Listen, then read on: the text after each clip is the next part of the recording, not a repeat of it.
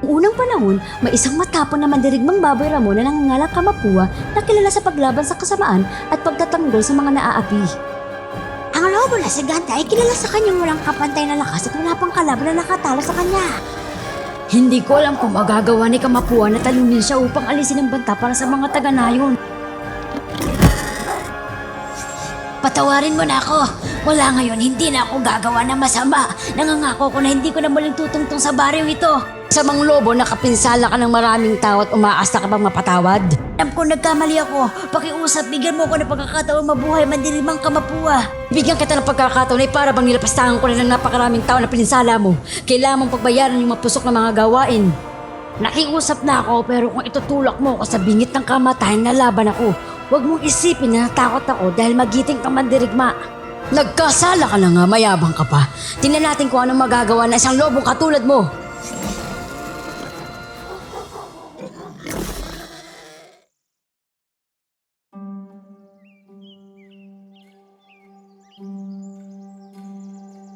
Hindi ako makatagpo ng sino man. Pare-pero lang ang lahat kung gusto mo. Ikaw ang makipag-usap sa Diyos na yon. Si Pele ay isang Diyosa kaya dapat mong baguhin ang paraan ng pagsasalita mo. Nagpakahirap akong maghanap ng angko para sa iyo. Pero wala ka pa rin magustuhan? Bawasan mo ang pagiging pihikan at mayabang mo. Paulit-ulit kong sinasabi sa inyo na ayoko pang mag-asawa. Malaki ka na. Kailangan mo rin maghanap ng mapapangasawa. Balak mo bang hayaan ako't mag-alala sa gabi't araw? Hayaan mo ako magpasya. Huwag mong sayangin ang oras mo sa pilit sa akin magpakita sa akin mga maliligaw. Ang Diyos na darating ngayon ay may kapangyarihan at mataas na katayuan. Sigurado kong magugustuhan mo siya kapag nakilala mo. Ayoko magpakita kahit pa sa pinakamakapangyarihang Diyos. Hindi ako pahig magpakasal. Ang tigas talaga ng ulo mo. Nung bata pa ako, madalas mo sabihin na kamukha mo ko. Siguro nga nagmana rin sa'yo ang katigasan ng ulo ko. May estranghero na umakyat sa bundok.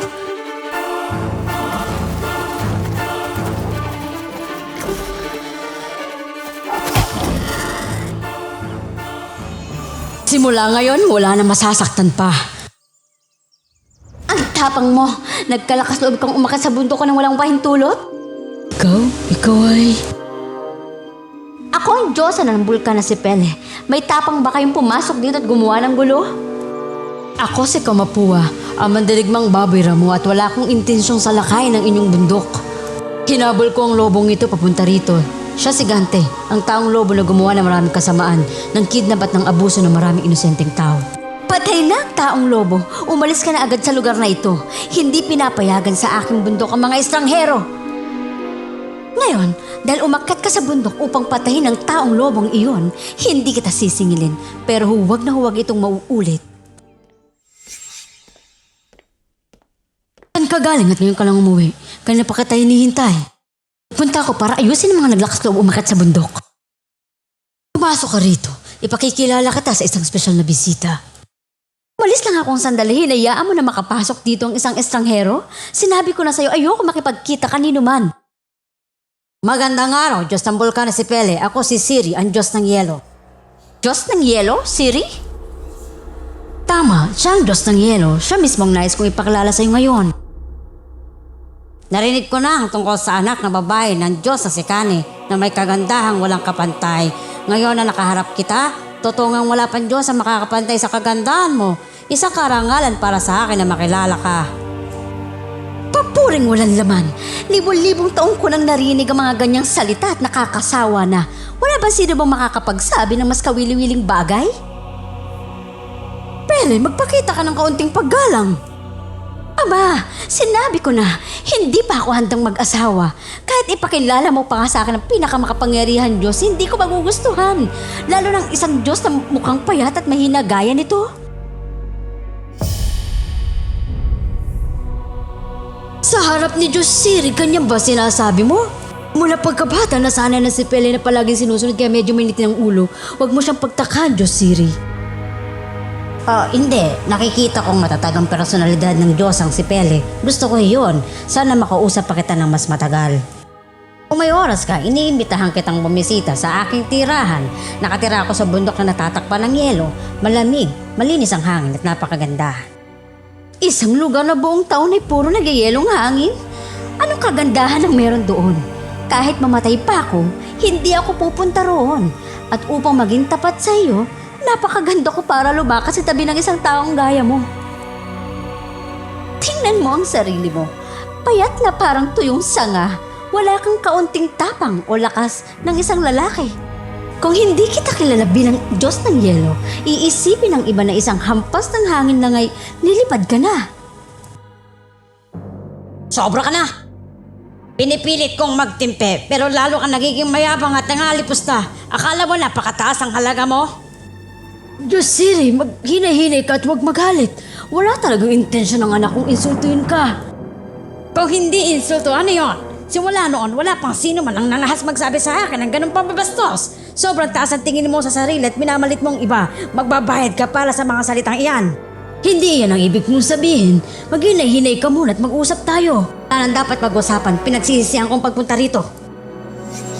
Nahas pa akong kutsain. Darating ang araw na ipaghihiganti ko to.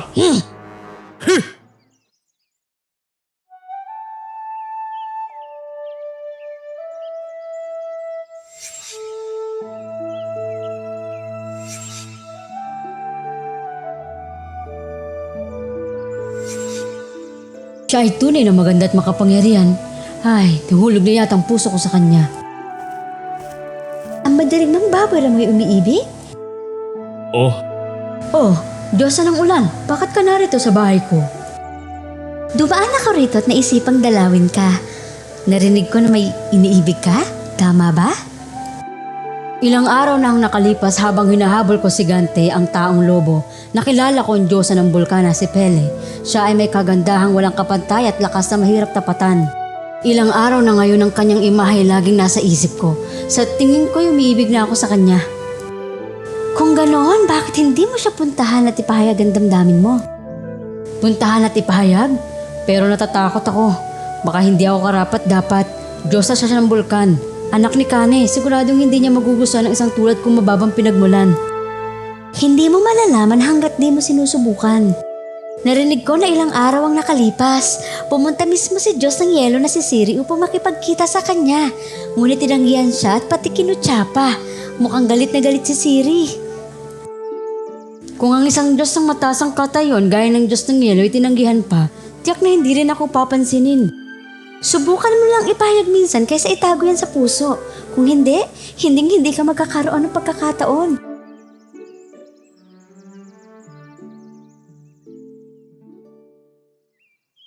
Kung aakat ako sa bundok nang walang paalam, hindi matutuwa si Pele. Hindi niya pinapayagan ng sino man na basta-basta aakat sa kanyang bulkan. Anong dapat kong gawin? Hoy, binata! Anong ginagawa mo rito? Gandang araw po, ako si Kamapua, mandirigmang baboy ramo. Nais kong umakat sa bundok upang makipagkita kay Pele sa Diyosa ng bulkan. Ikaw pa lang, matapang na mandirigmang baboy ramo ni si Kamapua. Anong pakay mo sa pakikipagkita kay Diyosa Pele? Ako? Nais kong ipahayag ang aking damdamin sa kanya. Umakyat ka na, pinarusahan ko siya at ikinulong sa kastilyo. Bawal lumabas. Tiyak na nangangailangan siya ng makakausap. Kayo ba ang Diyos na si Kane? Ama ng Diyosa na si Pele? Tama. May lakad ako ngayon at bukas pa makakabalik. Malamang na mababagot si Pele na mag-isa. Diyosa Pele, ako si Kamapua, ang taong humabol kay Gante, ang taong lobo hanggang dito ka makailan. Nais kitang makita, papayag ka ba?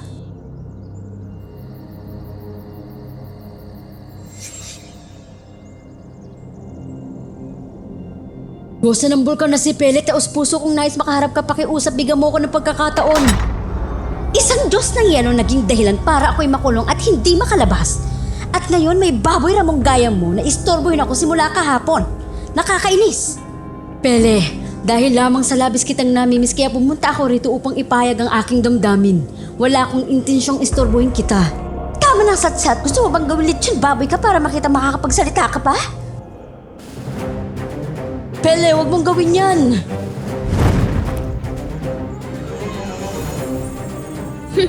Tingnan natin kung gaano kakatagal makakatiis sa anyong baboy ramo.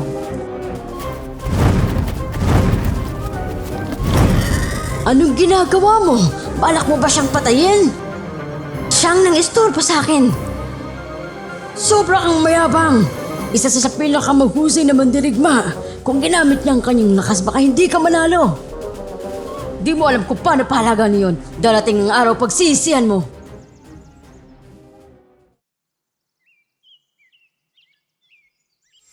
Kamusta na kaya ang kalagayan niya? Wala naman siyang ginawang masama. Pero dahil sa init ng ulo ko naging mabigat ang aking kamay. Tama nga ang sinabi ni Ama. Humiwas lang siya at hindi lumaban. Kung ginamit niyang lakas niya, baka hindi ako ganong kadaling manalo. Siguro dapat akong humingi ng tawad sa kanya. Pakiusap, Diyosa. Alam mo ba kung saan matatagpuan naman dirigmang baboy ramo na si Kamapuwa? Si Diyosa Pele ba ang kinakausap ko? Anong pakay mo kay Kamapuwa? May konting personal na bagay lang, hindi naman ito mahalaga. Katira sa mandirigmang baboy ramo na si Kamapuwa sa kapatagan ng di kalayuan dito. Magpatuloy ka lang at makikita mo siya.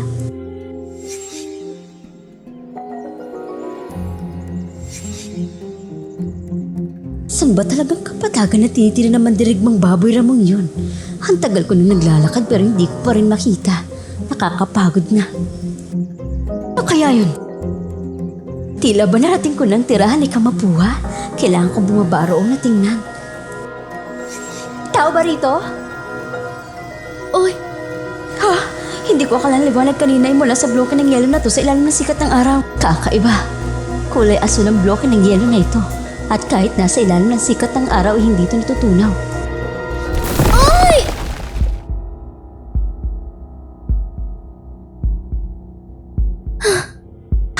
Anong nangyari rito? Huwag ka na magpumiglas ng walang kabuluhan. Hindi ka makakatakas. Diyos ng yelo na si Siri? Tama, ako nga. Anong lugar na ito? Bakit ako narito? Kung huli kitang inimbitahan na bumisisa sa bundok ng yelo ay hindi ka pumayag. Kaya ngayon na napilitan akong dalhin ka rito. Gamit mong bloke ng yelo sa kagubatan para nilang huli na ako rito. Hindi lang kita dinala rito. Bigyan pa kita ng espesyal na regalo. Ang makulong sa walang hanggang yelo. Ano? Ang lamig ba ng yelo ay kawili-wili para sa Diyosa ng bulkan? Ang tapang mo para magkalakas loob na saktan ako. Tiyak na parurusahan kita sa kasalanan ito ngayon. Susunugin kita ng aking lava. Nakakatakot pakinggan. Kasi yabang mo pa rin tulad nung una kitang pinuntahan. Pero may isang bagay na baka hindi mo alam. Ang walang hanggang yelo ay may napakalakas na kapangyarihan. Ang sino mang makulong dito ay mawawalan lahat ng mahika. Kaya ngayon hindi ka lang makakapagpalabas ng apoy mula sa iyong mga kamay. Bakit mo ko dinala rito? Nagtanong ka pa, naalala mo ba kung paano mawakan siya noon? Payat na parang kahoy, walang pagkakalalaki, di ba? Yan ang sabi mo. Wala pang iba nagkalakas loob bastusin ako ng ganoon. Dahil nandoon si Joscani noon, wala akong magawa sa iyo. Pero ngayon, tinulungan ako ng tadhana matagpuan ka na nag-iisa. Kailangan mong malasap ang paghihirap bilang kabayaran sa iyong kawalang galang. Di ka pa tatawarin ng aking ama. Huwag ka na magkumilas pa. Itara mo na lang ang lakas mo para labanan ang matinding lamig na walang hanggan.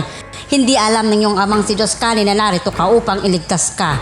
Mananatili kang nakakulong dito magpakailanman. Makulong habang buhay.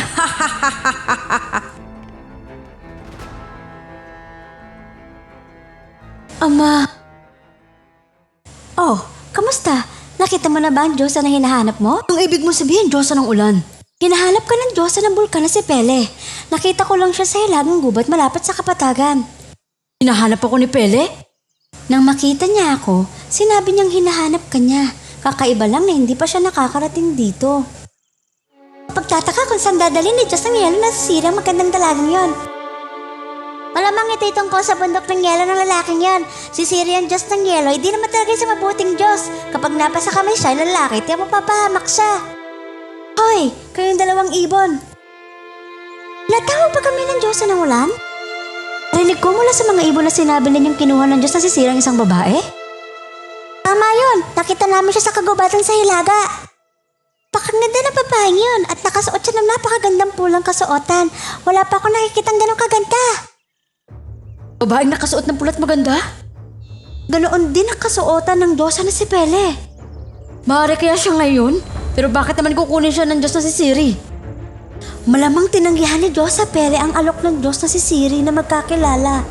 Kaya nagtanim siya ng galit at ngayon ay dinakip siya para magiganti. Kung ganun, tiyak na nasa panganib si Pele. Kailangan ko siyang iligtas. Sa ngayon, hindi natin alam kung saan ikinulong si Pele. Kaya huwag kang basta-basta kikilos. Kailangan munang maingat siya sa atin siya. Panganib ang sitwasyon. Hindi ako maaaring mag-atubili. Sandali! Isa ka lamang mortal at napakahirap labanan ng Diyos ng Yelo. Ipahihiram ko sa iyo ang isang mahiwagang gamit. Makakatulong ito sa iyo sa pakikipaglabang kay Siri. Salamat sa iyo, Diyosa ng Ulan. Dirigmang baboy Ramon na si Kamapua, bakit ka narito? Nabalitaan kong nadakip mo ang Diyosa ng bulkan na si Pele. Kaya andito ako para magtanong. Anong sinasabi mo? Wala namang ganoong bagay. Di mo na kailangan itago sa akin. Kumalat ng balitang ito kahit saan. Kumalat na kahit saan? Paano nangyari yon? Wala namang nakakakita ng mga kilos ko. Nakita ng mga hype sa gubat at kinalat nila ang balita. Narinig ko kaya agad akong pumunta rito. Nabalitaan ko rin na minsan ay tinanggihan ng Diyosa na si Pele ang iyong pag-ibig at ininsulto ka pa niya. Tiyak na galit ka sa kanya. Alam mo rin ba na minsan ay muntik na akong mamatay nang bugbugin niya ako? Nabalitaan ko na sinaktan ka niya gamit ang laba. Pinahiya niya ako. Galit na galit ako sa kanya pero hindi ko alam kung paano ako makakaganti. Kung ganon, pareho tayo. Hindi ko na itatago sa'yo. Nakakulong siya ngayon sa ilalim ng aking yelong piitan at binabantayan ng pader na walang hanggang yelo. Talaga? Ibig sabihin tiyak na naghihirap siya. Gustong gusto ko siyang makita sa ganoong kalagayan. Madali lang yon. Halika, sumama ka sa akin.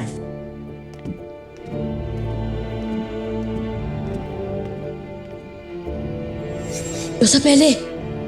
Tingnan mo. Pinahihirapan siya na matinding lamig na walang hanggang yelo.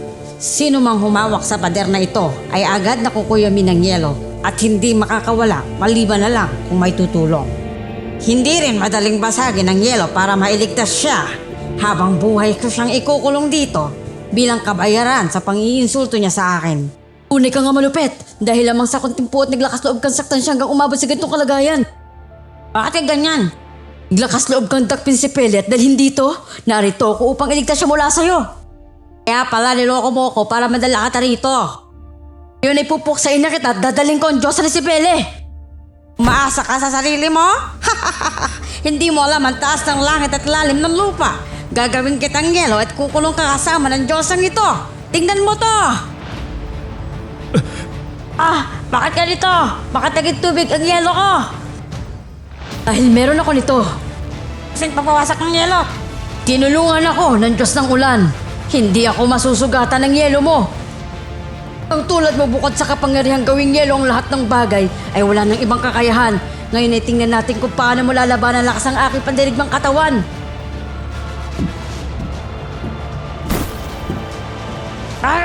Paano sa patawarin mo ko? Patawarin mo, Kamapua. Patawarin mo ko isang beses. Alam ko ng aking kasalanan. Amhin mo ang pagkukulong sa pader na walang hanggang yelo at tiisin ang lamig na tumatago sa buto. Gaya ng dinanas na si Diyosang si Pele. Ituring mo itong parusang pagdaraanan mo hanggang may makatagpo at magligtas sa iyo. Patatawarin kita ngayon. Ngunit kung muli kang mananakit ng iba, ako mismo, ang mandirigbang baboy Ramon ni si Kamapua, ang wawasak sa iyo. Pele, ayos ka lang ba? Kamapua, patawarin mo ako. Hindi mo inalintana ang nakaraan at tinulungan mo pa rin akong ligtas. Munang alalahanin ang lahat ng yon. Tunay kitang mahal at handa akong gawin ang lahat para sa'yo. Humalis na tayo rito. Pagkatapos, ikinasal sina Kamapua at Pele at nagkaroon ng isang napakagandang anak na babae. Kaya matapos ang lahat ng paghihirap, nagawa ng mandirigmang baboy Ramon na si Kamapua na pakasalan ng babaeng kanyang mahal at namuhay ng masaya magpakailanman.